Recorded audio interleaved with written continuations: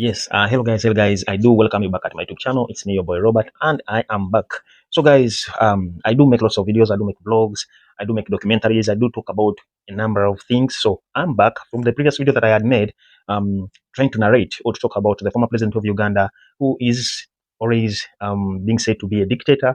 And yeah, so I'm back with another video of kind of documentary. So guys, don't forget to subscribe. For those that are new, please kindly press the notification button and the subscribe button so that don't miss out the new videos that I will be uploading. I'm your boy Robert, and guys, let's start with a new video.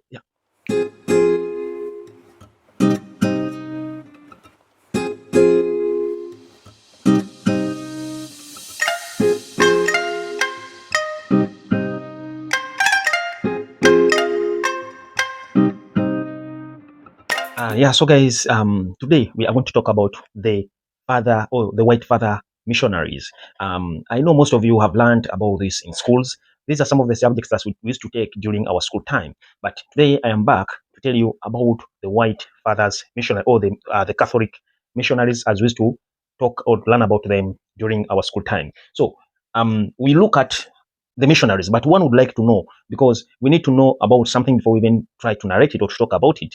Who were the Catholic missionaries? Who were the Arabic missionaries? You know, these are stories we used to hear in school. But first and foremost, I would like to tell you who were the missionaries. So today I came and sat up here to tell you what really brought the missionaries to Africa and what were the reasons behind their coming to Africa. So in the first place, we need to know who were the missionaries.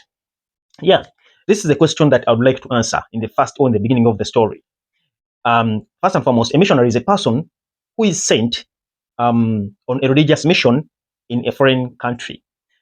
This kind of missionaries normally come from Europe to African countries because they believe this is the only place. In most cases, they'll have to make a few changes if they need to spread the gospel or the word of God. So those are the missionaries. So guys, we have learned about missionaries in schools, as I said before, and how they came to Buganda, because Uganda, the Uganda we know today, by then was not called Uganda, it was called Buganda. And you'll find that in the archives and the books of Britain as a country, they only know Buganda and not Uganda. So when the Catholic missionaries came to Uganda to preach the gospel, and then when they came, they found the country under kingdomship, and which was called Buganda. There were a lot of kingdoms by then, but the prominent kingdom was Buganda by then. So these include the Catholic Church and the Arabic missionaries that came to Uganda a long time ago. Okay, so we'll look at the Catholic missionaries in the first place that came to Buganda. By then, Uganda was not in existence, as I said, and this was in the year 1875. So we see that they came through River Nile to the dark continent of Africa, led by Henry Merton Stanley. This name is not new to you, okay? And they arrived in Buganda Kingdom that was under the Kabaka Muteesa I of Buganda by then.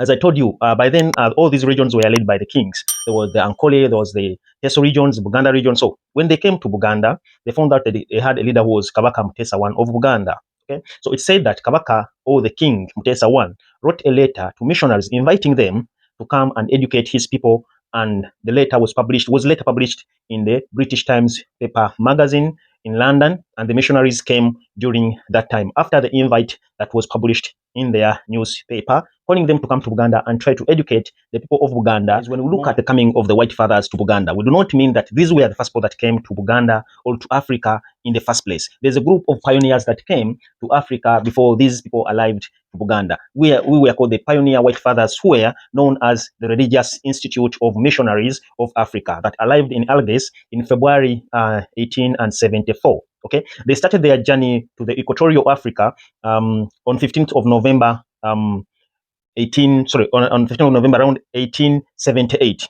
and they spent a total number of 10 months on a boat. Imagine, they spent almost 10 months on a boat. Okay, so from Algiers to Bagamoyo, and they spent at least 8 months on foot.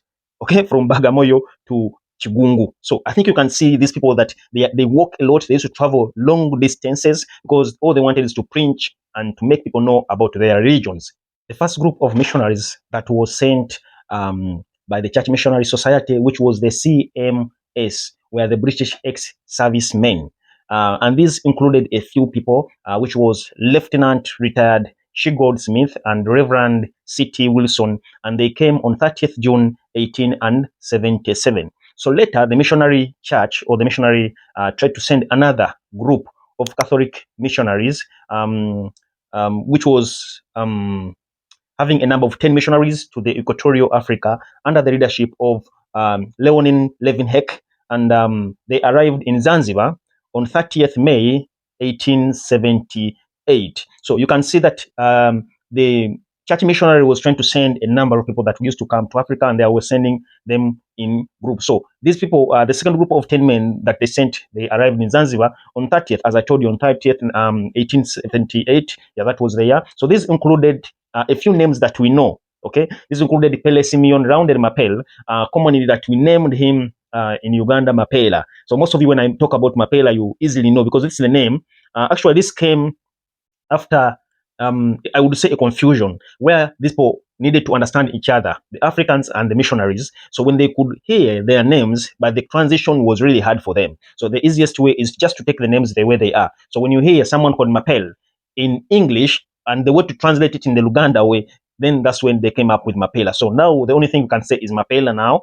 We don't even know about Mapel as the real name. So this is the name that was given to him, but in the transition of his original name. So together with him, he came with another guy who was called um, excuse me, was called Dalmas Amas, and his name was also changed from Amas to Amazi. So I think you can easily see how the Baganda tried to change these names. So they started their journey on the 15th of 1878 to the Victoria Nyanza region. We have seen the 10 men that were sent by the church, with the White Father Church to the Equatorial Africa. So we see the mission was not that easy during that time, as some of the Anglican missionaries that had already started their journey to the Equatorial Africa had gotten killed in Ukelewe Island. I think you know this island. You can just go to Google and search about it. So these people were killed on that island, and this forced Charles Leeuwenhoek to write a letter to stop Father Mapela and Brother Hamasi from continuing their journey to Uganda or to Buganda by then. So this letter had reached late,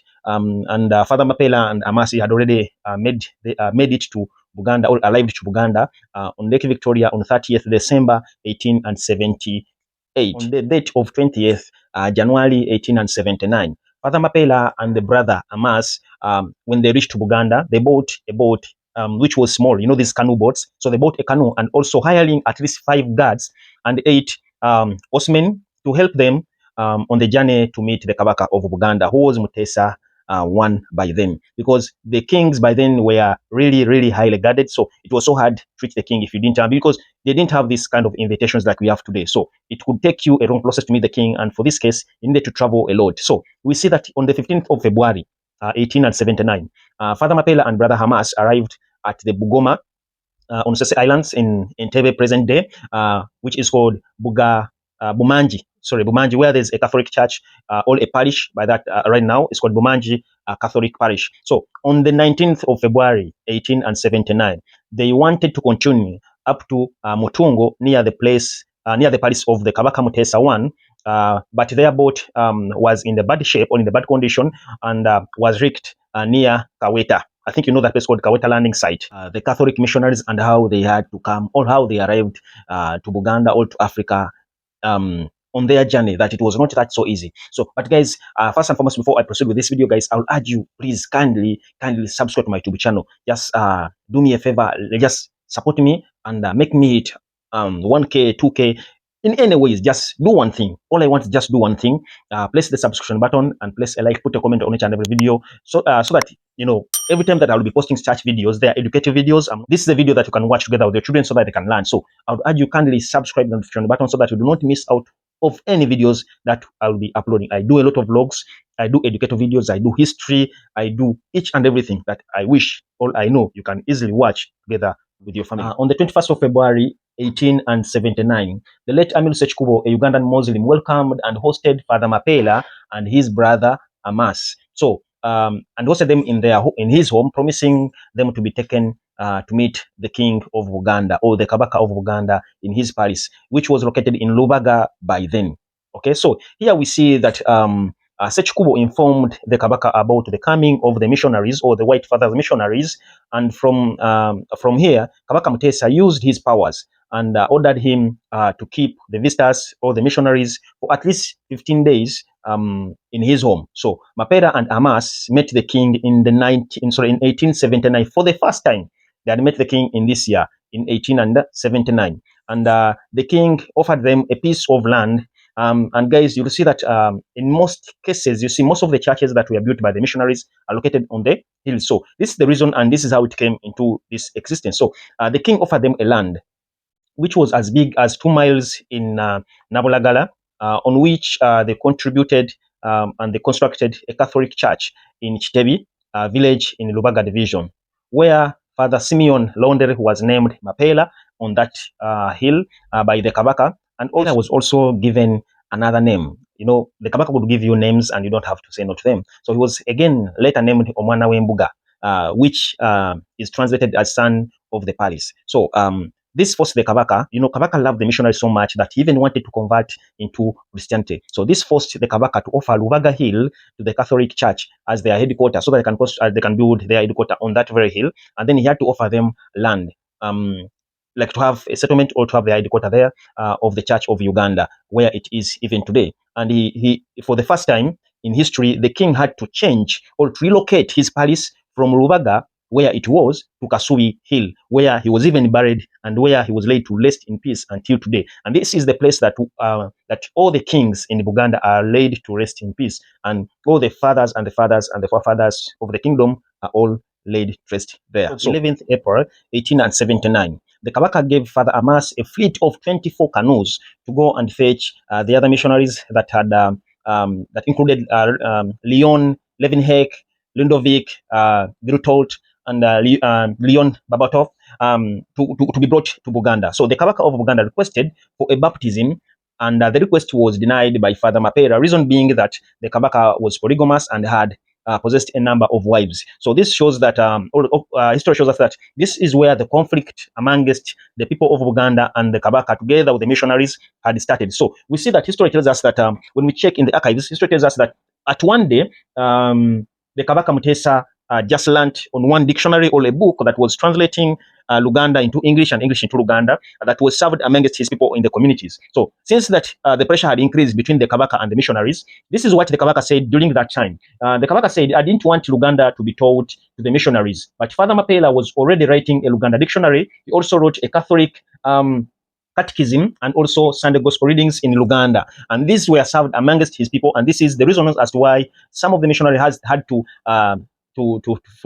leave the kingdom and to run for their lives, because by that time kings had the right to kill and they had no mercy for anybody that was trying to take away their powers, since they were really respected by their communities. So before we look at the conflict that had raised in the region of Buganda, let's look at the first group of converters, the first group of Africans that converted from the African culture to the Catholic religion as it was preached by them. So the first group of Ugandan Catholic that converted to Catholic, it was Easter Vigil of 28th March 1880. A group of Ugandan Catholics converted and were celebrated on that very day. Among those that converted were Paul Nalubaale, something like that, Peter Chononeka Damulira, Joseph Luanga, Leon Kadu, that also received their first Holy Communion.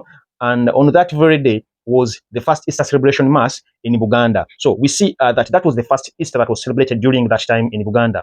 On this very day, Father Mapela baptized Andrew Kagwa and Joseph Mukasa Bali Kudembe, commonly known as Bali Kudembe. This is the most sounding name, on 30th April 1882. So, and Father Londovic Grault baptized Matthias Mulumba and Luca Bana Bachintu.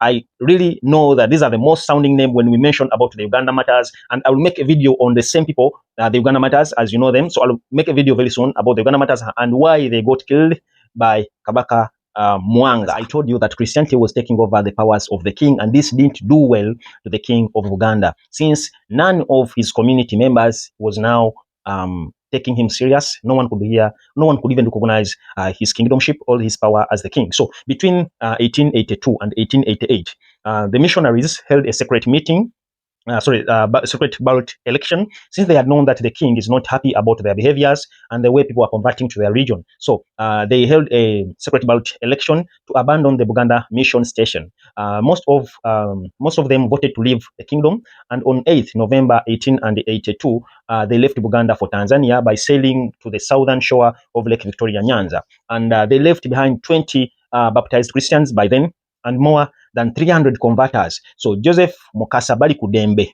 was elected the leader of the Christians in November 1882. So you can see before these people left, they had already left people converting and those that are already baptized. But remember, when the king requested for a baptism, it was declined by Mapela, the person that he gave land and the person that he gave a Kiganda name, which is called Mapela. So when they declined his baptism, it was like unfair for him. And then things started changing, and the white fathers were submitted to changing and converting all kinds of people in Uganda and the rest of the societies around. So they had to force them denounce their culture and tradition that were considered satanic until today. This is true that even in Uganda, any local or any Ugandan that will put on any tradition attire, cloth or anything, back cloth or anything, is considered to be a witch. But these are clothes that we used to wear, all our grandfathers used to wear, and as of now, they are considered to be witch and bad human beings. So once you wear any tradition related thing, you are being a bad human being. So